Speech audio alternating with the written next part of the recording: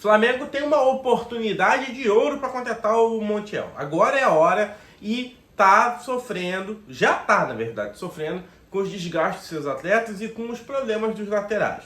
O Wesley tinha sido afastado, voltou, agora quem sai é o Varela e o Flamengo não consegue de jeito nenhum ter dois laterais direitos à disposição do Tite. Provavelmente o Tite vai ter que improvisar lateral esquerdo na direita ou meio-campista na direita para poder suprir a necessidade, suprir a carência que nós havíamos comentado diversas vezes antes, que o Flamengo buscava demais atacante, demais meio-campista, esquecia de contratar lateral, que era sim uma prioridade.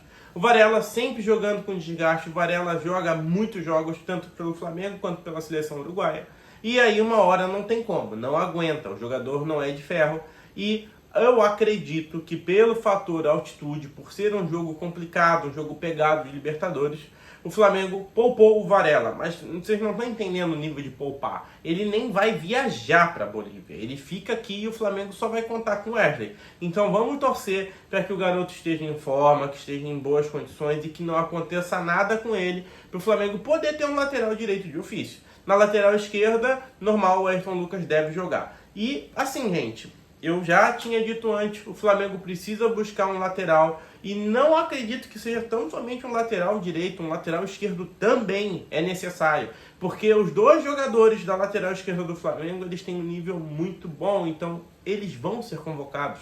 Isso aí não é uma suposição, isso é uma verdade. A gente viu que o Dorival convocou o Ayrton Lucas e o Bielsa tem paixão pelo Vinha. Então ele vai sim ser convocado e o Flamengo não terá lateral esquerdo. E nós precisamos de alguém para a nossa lateral esquerda. É inaceitável que o Flamengo, com o porte que tenha, com o elenco que tenha, com a quantidade de dinheiro que tenha, não tenha laterais para suprir as suas necessidades. E o Gonzalo Montiel é um desejo antigo do torcedor rubro-negro e da própria diretoria do Flamengo. Só que ele jogava aonde? No Sevilha. Aí no Sevilha ele foi emprestado ao Nottingham Forest. Nottingham Forest está com um baita problema, está quase caindo, quase sendo rebaixado. Houve ali agora até uma polêmica deles com a própria arbitragem da Premier League, que estão dizendo que tinha um juiz que estava querendo prejudicá-los para que eles fossem rebaixados. E o Gonzalo Montiel não está jogando. E ele está numa baixa tão grande lá que ele possivelmente não vai ser nem convocado para a Copa América. Essa informação quem deu foi o Guilherme lá do Flazoeiro. Então assim, é um atleta de um nível muito alto. É um atleta que foi campeão de Copa do Mundo jogando. Não é um jogador que estava no banco e foi campeão. Não, ele jogou, ele foi titular do jogo. E é um cara que tem muito a agregar para o time do Flamengo.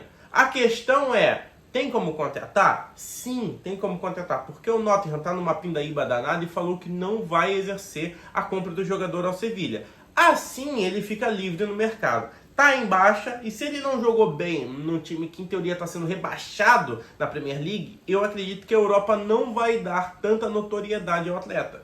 Com isso ele sobra para os outros mercados, que seriam o mercado sul-americano.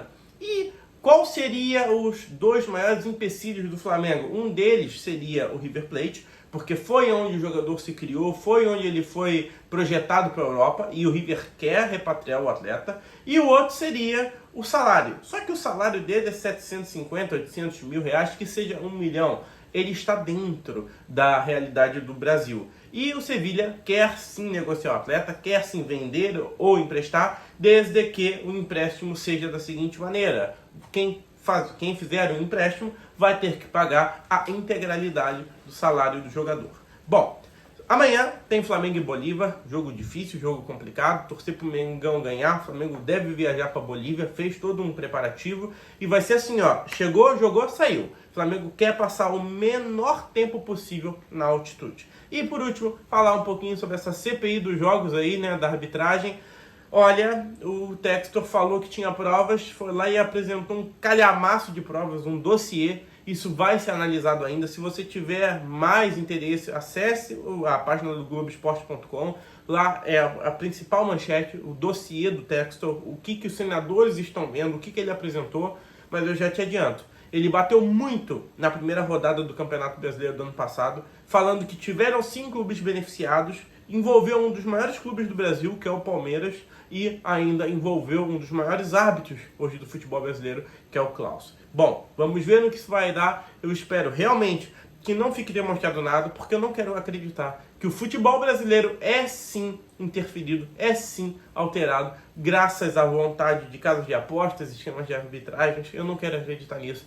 Eu quero acreditar que o Palmeiras é campeão por meritocracia, por merecimento, tal qual todos os outros títulos, tal qual todas as outras competições, porque eu acho que o futebol é uma das poucas coisas que alegra o brasileiro. E seria muito triste a gente ver o nosso principal desporto, a nossa principal fonte de animação, de vibração, de conexão, sendo assim manchada. Bom, esse é o vídeo, se inscreve no canal e deixa o teu like. Fui!